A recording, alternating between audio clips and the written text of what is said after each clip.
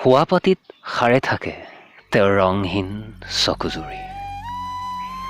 শোৱাপাতিত সাৰে থাকে তেওঁৰ ৰংহীন চকুজুৰি। উদাস বিহ্বল ভাৱনা এটাই গিলি ধৰে তেওঁৰ ইচ্ছাৰ ৰাগী। দূৰৈৰ ষ্টেচনত উকি মাৰি ৰেলখন পাৰ হৈ যায়। ৰেলখনে আগুৱাই যায় ক্ৰমশ দূৰৰ পৰা দূৰণিলৈ। উকিটো তেওঁৰ কাণতে বাজি ৰয়।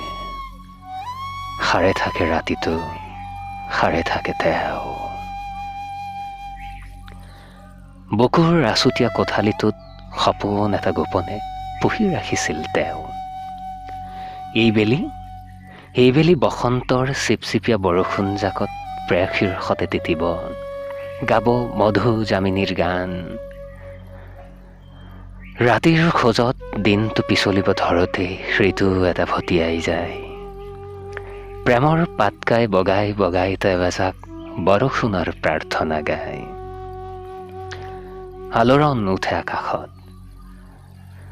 বতাহে বতাহে সুৰ এটি ভাহি আহি তেওঁৰ কাণত পৰে।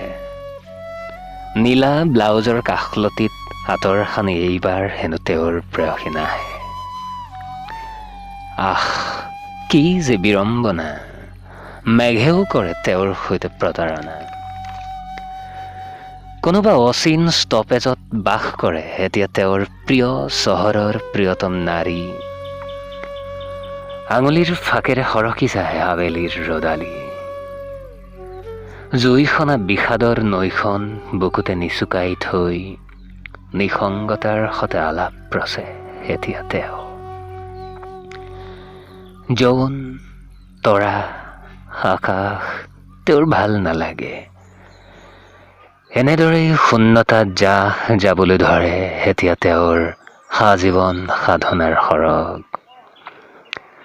কলিজাত মদিৰা ঢালি নিচাসক্ত কৰিবলৈ উভতি নাহে তেওঁৰ নষ্টালজিয়াৰ মৌপিয়া নাৰী।